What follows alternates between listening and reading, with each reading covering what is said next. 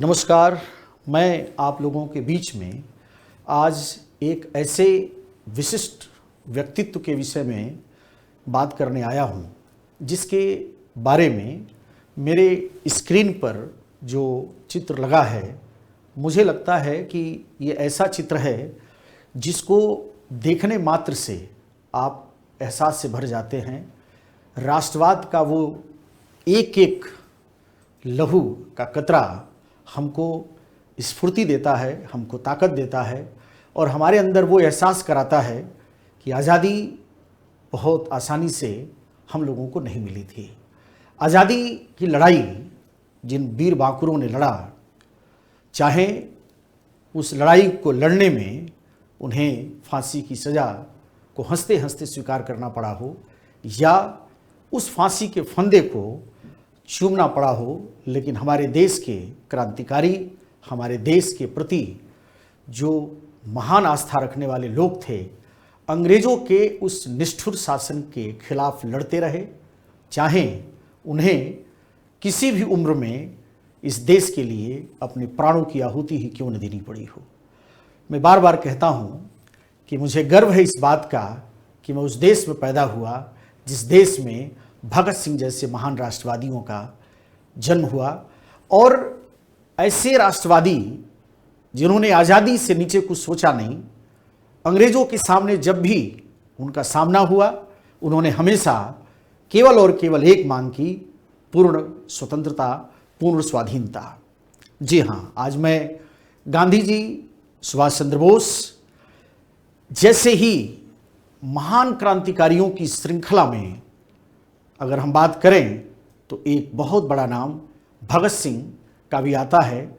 वो दौर जब इतिहास में मैं पढ़ता हूँ और इतिहास को मैं समझने की कोशिश करता हूँ तो शायद पूरा देश इस नौजवान क्रांतिकारी वीर जो देश की आज़ादी के लिए अपने प्राण तक बलिदान करने के लिए तत्पर हुआ था, पूरा देश झूम पड़ा था, रो पड़ा था। इस देश के इस वीर बांकुरे नौजवान पर भारत के हर एक व्यक्ति का सीना चौड़ा था।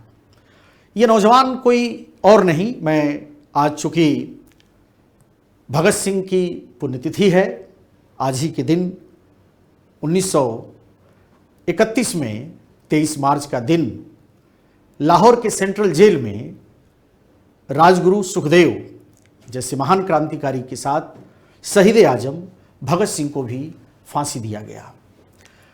फांसी तो अंग्रेज़ों ने भारत में एक परंपरा बना लिया था। जब भी उनको किसी से तकलीफ होती, थोड़ी पीड़ा होती या जो व्यक्ति भारत की बात करता, उनको फांसी देना अंग्रेज़ों के लिए एक आसान बात हो गई थी।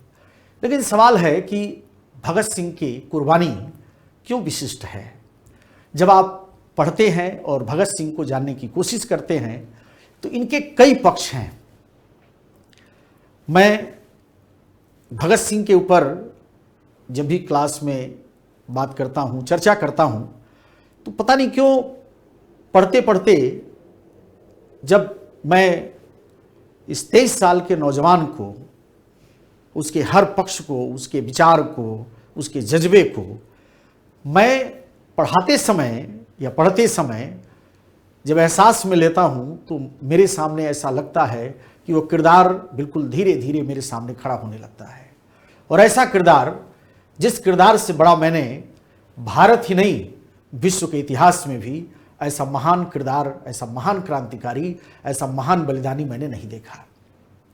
भगत सिंह का अगर हम छोटी सी एक कहानी आपको बता दें, जब उनकी माँ विद्यावती कौर भगत सिंह से मिलने के लिए कहती हैं, भगत सिंह उस समय जेल में थे, लाहौर सेंट्रल जेल में, तो उनकी माँ कहती हैं कि बेटा मुझे तुमसे मिलना है। तो भगत सिंह कहते हैं कि माँ, जिस दिन फांसी होगा उस दिन तुम मुझसे मिलने मत आना, क्योंकि उस दिन मैं तुमसे अगर मिलूँगा और मेरे मन में अगर तुम्हारे उस पीड़ा को देखने के बाद मेरा मन पसीज गया, मेरी आंखों में अगर कहीं से भी रुदन का एक भी आंसू उभरा, तो दुनिया के इतिहास में लोग यही कहेंगे कि देश पर मरने के लिए जो व्यक्ति इस जज्बे तक पहुंचा था, उसकी आंखों में भी देश के लिए शहादत देते समय आंसू आ गया था। तो मैं नहीं चाहता कि तुम्हारा बेटा देश के लिए अगर अपने प्राणों की आहुति देना चाहता है तो उसके उस आहुति में कहीं से भी एक आंसू का बूंद भी शामिल हो। तो आप अंदाजा लगा सकते हैं कि भगत सिंह किस व्यक्तित्व के धनी थे और किस प्रकार के राष्ट्रवाद से ओतप्रोत थे। 27 सितंबर 1907 का दिन और जो बंगा गांव है, आज भी आप पाकिस्तान में जाएंगे तो पाकिस्तान के पंजाब में लायलपुर ज़िले में ये गांव पड़ता है, जहां पर भगत सिंह का जन्म हुआ था। कुछ लोग ये भी कहते हैं कि 24 सितंबर 1907 है, लेकिन अधिकांश जो तिथि है 27 सितंबर 1907 ही है। पिता इनके सरदार किशन सिंह, और मैंने अभी बताया माता का नाम विद्यावती कौर था। और भगत सिंह के परिवार के ही उनके चाचा अजीत सिंह, जिनसे उन्होंने भारत की आज़ादी के लिए क्रांति का वो सूत्र पढ़ा था। भगत सिंह की उम्र भी ज़्यादा नहीं है और 13 अप्रैल 1919 को जब जलियांवाला बाग हत्याकांड हुआ तो इस जलियांवाला बाग हत्याकांड ने भगत सिंह को झकझोर दिया था। और भगत सिंह को इतना झकझोर दिया था कि उसी समय उन्होंने संकल्प ले लिया कि ये ब्रिटिश शासन की जो व्यवस्था है ये हिंदुस्तान को किसी भी कीमत पर स्वीकार्य नहीं है। और आप सोच सकते हैं कि लाहौर में वह नेशनल कॉलेज की पढ़ाई कर रहे थे और लाहौर के नेशनल कॉलेज की पढ़ाई के दौरान ही उन्होंने अपनी पढ़ाई छोड़ी। और पढ़ाई छोड़ने के बाद इस देश पर मर मिटने वाले नौजवान ने संगठन भी बनाया, तो कैसा, नौजवान भारत सभा। आप अंदाजा लगा सकते हैं कि संगठन के नाम में ही भारत के नौजवानों को प्रेरित करने वाली एक भावना छिपी हुई थी। नौजवान भारत सभा में लोग शामिल हुए। क्रांति की धारा में भगत सिंह ने अपने जज्बे के साथ अपनी बात को आगे बढ़ाया। लेकिन भगत सिंह अभी कुछ सोचते, भगत सिंह कुछ करते। इसी दौरान आप देखेंगे कि 1927 में एक आयोग आ गया और उस आयोग का नाम था साइमन कमीशन। साइमन कमीशन जब भारत आया, भारत के सभी क्षेत्र में सभी वर्ग के लोगों ने बड़े पैमाने पर इसका विरोध किया। उसी विरोध को करने के लिए लाला लाजपत राय के नेतृत्व में नौजवानों की एक मजबूत भीड़ पूरी दृढ़ता से, जब Lahore central jail, Lahore central उस जगह पे रेलवे स्टेशन और उसी के इर्द गिर्द में जो भीड़ इकट्ठा हुई, उन लोगों ने जब साइमन का विरोध किया और साइमन का सुरक्षा अधिकारी सैंडर्स, जिसने उस भीड़ पर लाठीचार्ज का आदेश दे दिया। इस लाठीचार्ज के आदेश में काफी बड़ी संख्या में लोगों को चोट आई। उसी दौरान भारत के एक प्रमुख राष्ट्रवादी नेता लाला लाजपत राय थे, जिनको गहरी चोट लगी और उस गहरी चोट के कारण लाला जी की बाद में मृत्यु हो गई। यह घटना 17 दिसंबर 1928 की है। उसी दिन यह तय हो गया कि अंग्रेजी हुकूमत के सामने हमको अब किसी कीमत पर उदार होकर के काम नहीं करना है। और भारत के क्रांतिकारियों ने यह संकल्प ले लिया कि जब तक सैंडर्स की हत्या नहीं होगी तब तक भारत में यह क्रांतिकारी संगठन शांति से नहीं बैठेगा। और आप देखेंगे कि इस सैंडर्स हत्याकांड की घटना 17 दिसंबर 1928 को जब हुई, इसी घटना के बाद ऐसी परिस्थितियां पैदा हुई कि 8 अप्रैल 1929 को भगत सिंह और बटुकेश्वर दत्त, इन लोगों ने मिलकर असेंबली पर बम फेंका। इस असेंबली पर जब बम फेंका और इनके ऊपर लाहौर कंस्पिरेसी का केस चला, और लाहौर कंस्पिरेसी केस में भगत सिंह को एक तरह से जेल में डालने की कोशिश हुई।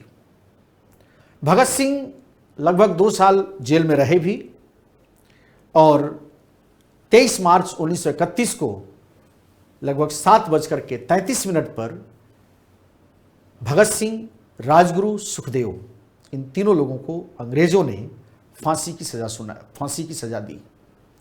और जब इनको फांसी हुआ तो आप सोच सकते हैं, भगत सिंह मेरा रंग दे बसंती चोला माहे रंग दे, और उस बसंती चोले के उस गीत के साथ ये नौजवान अपनी कोठरी से फांसी के तख्त तक आए थे।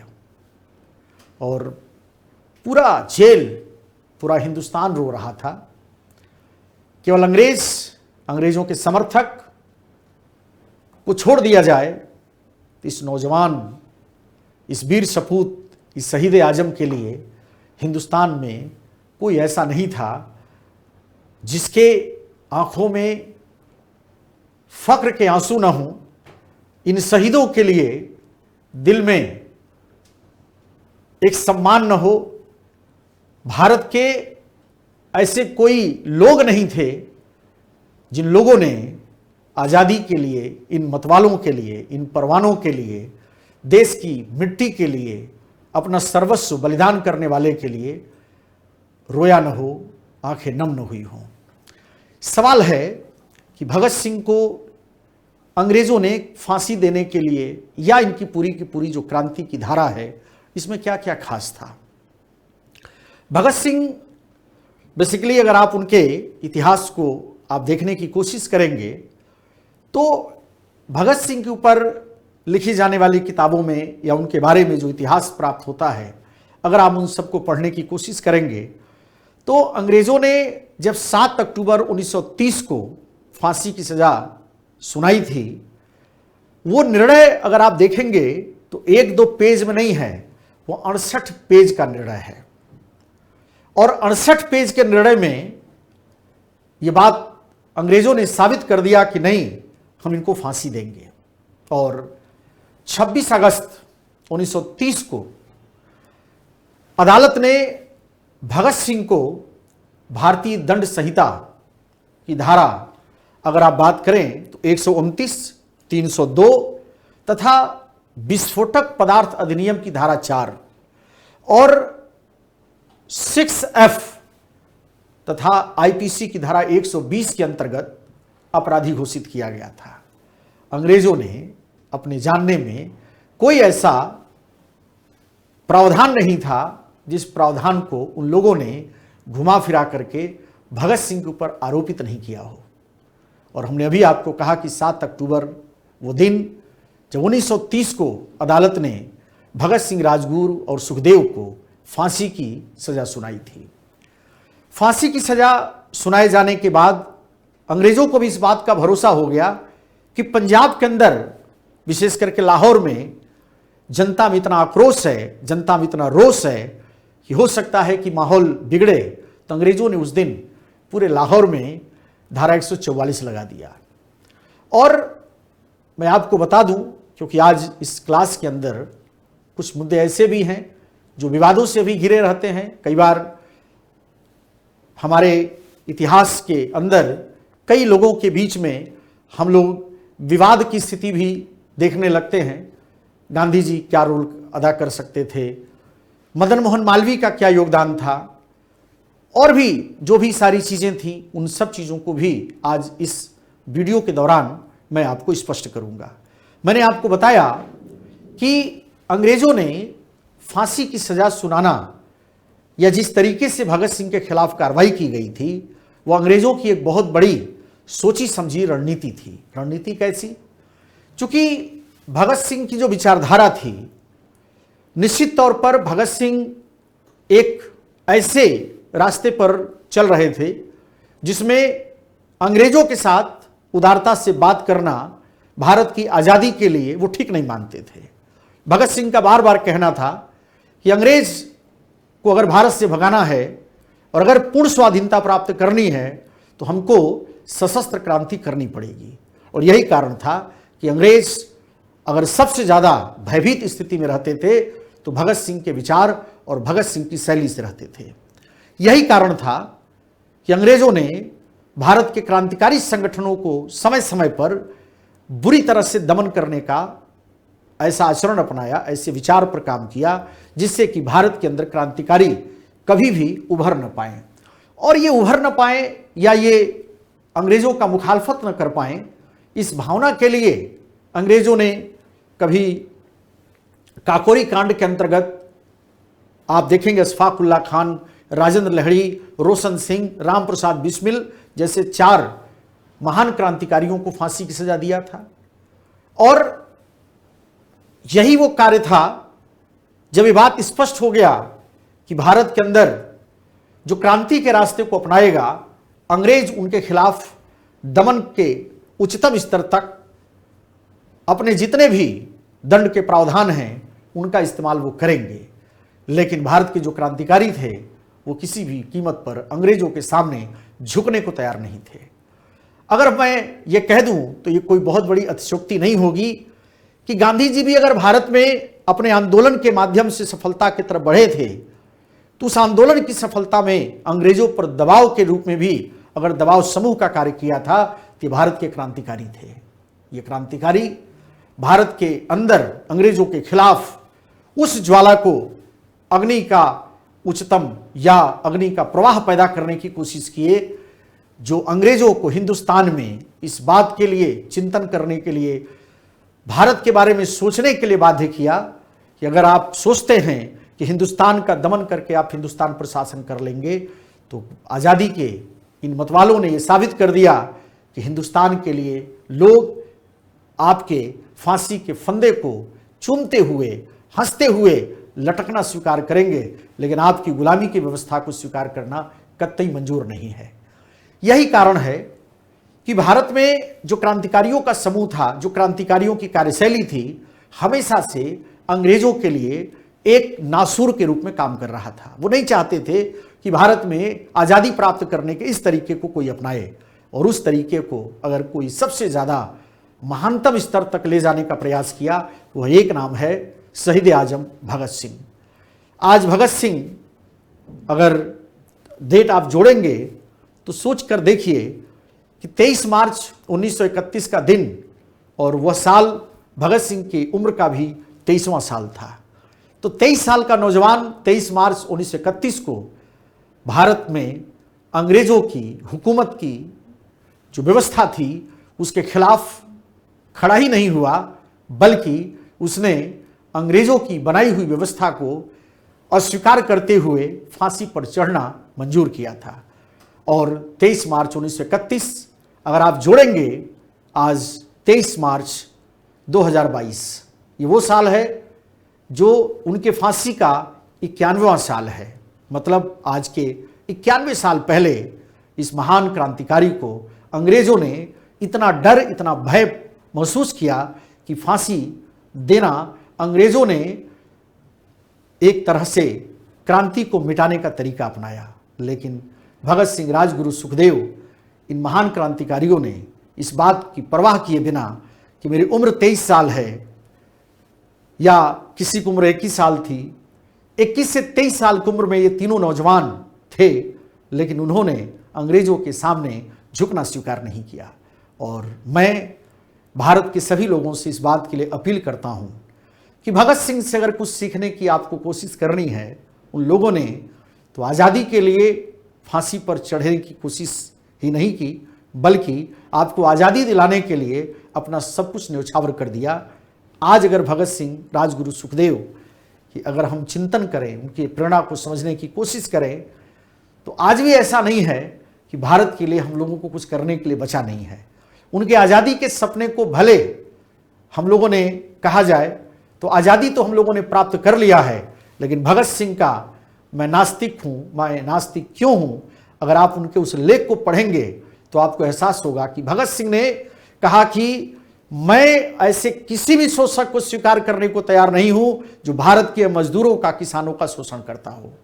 भगत सिंह ने कहा था कि चाहे वो विदेशी हो चाहे भारतीय हो, मेरी लड़ाई, मेरा जंग, मेरे आज़ादी का संघर्ष तब तक जारी रहेगा जब तक हिंदुस्तान के अंदर शोषण बाकी है। अर्थात भगत सिंह के सपने को पूरा करना हमारे आपके कर्तव्य का एक हिस्सा होना चाहिए।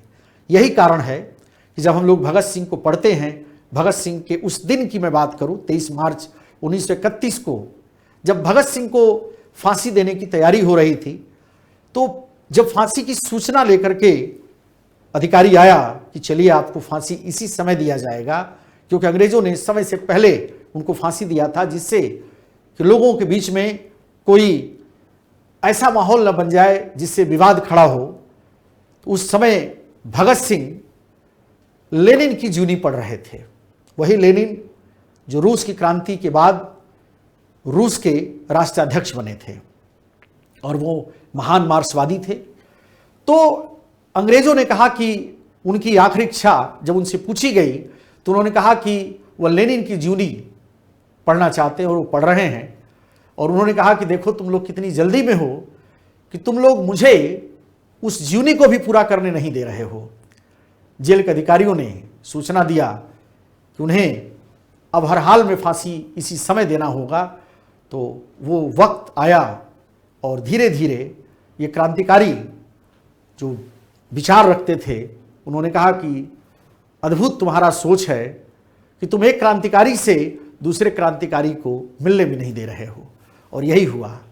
भगत सिंह एक ऐसे क्रांतिकारी के तौर पर थे कि उन्होंने उस समय जिस क्रांति की धारा को अपने अंदर महसूस किया, अपने अंदर उन्होंने एक प्रेरणा के रूप में जिंदा रखा। आज़ादी के लिए उस क्रांति को किस तरह से लोगों तक पहुंचाना है, उस क्रांति की धारा को कैसे आगे लेके चलना है। इसी परिस्थिति में उनके चेहरे पर एक सिकन तक नहीं आई। अंग्रेज अधिकारी अपनी जेल की डायरी में लिखता है कि जब मैंने ये सूचना दिया भगत सिंह को कि आपको इसी वक्त फांसी दिया जाएगा, तो उनके चेहरे पर एक भी सिकन दिखाई नहीं दिया। ऐसा लगा जैसे कोई व्यक्ति अपने जीवन का सबसे बड़ा, कोई बहुत बड़ा पुरस्कार हो जो उसके जीवन की परम तपस्या का परिणाम हो, वह तपस्या का परिणाम उसको मिलने वाला है। और उठते हैं और कहते हैं चलो हम आपके इस इरादे को भी पूरा करने में जरूर मदद करेंगे। और इस तरह से मेरा रंग दे बसंती चोला, मेरा रंग दे बसंती चोला, माए रंग दे बसंती चोला, ये बात, ये लाइन, ये वीर गाथा, ये पंक्तियां गाते दोहराते गुनगुनाते उस जेल के कैद खाने से निकलकर वो फांसी के तख्त तक चढ़ते हैं। फांसी की सजा जिस तरह से दी गई, फांसी अंग्रेजों ने जिस हालात में दिया, अंग्रेजों ने, आप सोच करके देखिए इस महान क्रांतिकारी के साथ अंग्रेजों ने कितना घिनौना बर्ताव किया था।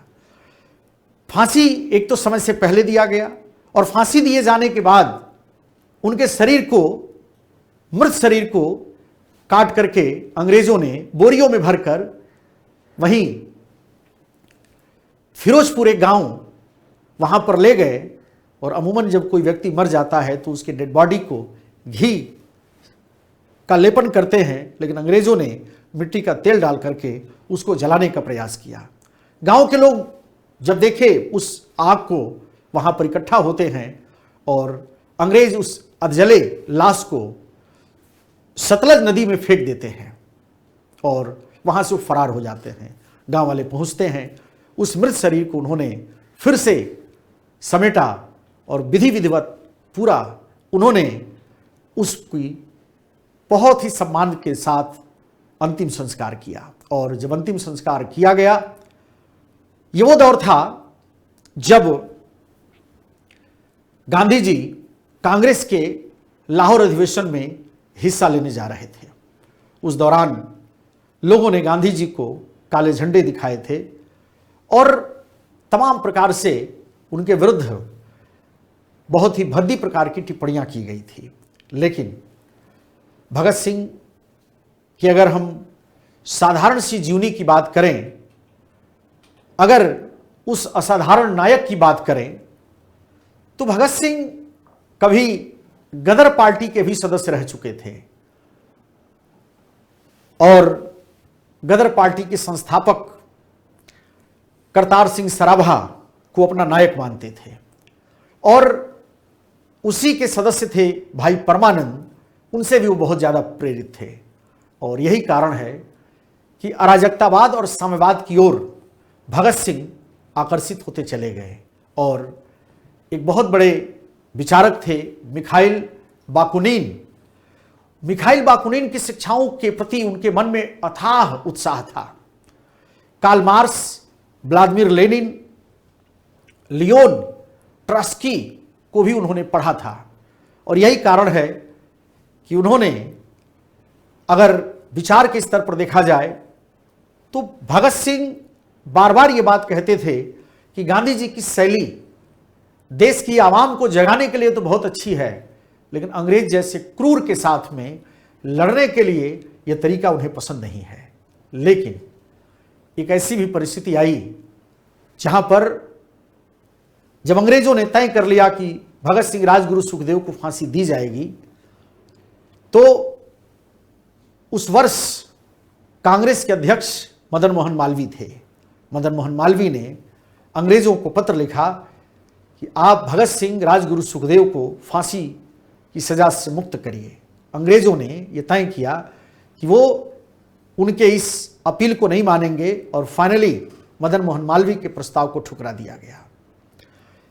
जवाहरलाल नेहरू जब भगत सिंह लाहौर सेंट्रल जेल में थे तो उनसे मिलने गए और जा करके वहाँ पर उन्होंने जब उनसे भेंट किया और भगत सिंह और जवाहरलाल नेहरू के बीच के संवाद को लाहौर से छपने वाली द ट्रिब्यून समाचार पत्र ने विस्तार से छापा और उस दौरान की पूरी परिस्थिति को उस समाचार पत्र के माध्यम से बखूबी समझा जा सकता है। और जवाहरलाल नेहरू ने इस भावना को व्यक्त किया है कि भगत सिंह के जज्बे को भारत के किसी भी व्यक्ति से तुलना नहीं किया जा सकता। और यही कारण है कि परिस्थितियां जैसी भी रही हों, लेकिन भगत सिंह के दिल में जो जज्बा था, उस जज्बे को भारत का हर एक व्यक्ति सलाम करता है। और हम लोग गौरव के पात्र हैं कि हम लोगों ने ऐसे देश में जन्म लिया जिस देश में भगत सिंह, राजगुरु, सुखदेव जैसे महान क्रांतिकारी पैदा हुए और उन लोगों ने भारत की आज़ादी के लिए अपना सब कुछ न्यौछावर किया। मैं आप लोगों से आग्रह करता हूं कि आप सभी लोग भगत सिंह के प्रति एक सच्ची श्रद्धांजलि अर्पित करें। और मैं और मेरी संस्था की तरफ से ये सच्ची श्रद्धांजलि अर्पित करने के साथ साथ इस बात की भावना पर भी विशेष बल देने के लिए मैं आग्रह करता हूं कि भगत सिंह को पढ़ा जाना चाहिए, भगत सिंह के विचारों को समझा जाना चाहिए। भगत सिंह केवल और केवल आज़ादी के प्रतीक के तौर पर ही नहीं, बल्कि हमारे लिए ऐसे प्रेरणा के स्रोत बने रहें। हमेशा ये प्रेरणा की धारा जिस रूप में उन्होंने भारत में बहाई, वह हमारे हर क्षण राष्ट्र के विकास में, उत्थान में निरंतर सहयोग करने वाली हो। और अगर इस भावना के आसपास हम आप संकल्प लेकर इस राष्ट्र के निर्माण में जो भी योगदान है देते रहेंगे, तो निश्चित रूप से भगत सिंह के प्रति यही सच्ची श्रद्धांजलि होगी। आज मैं अपनी बात को यहीं पर समाप्त करता हूं। आप सभी लोगों को उत्कर्ष परिवार की तरफ से बहुत बहुत धन्यवाद।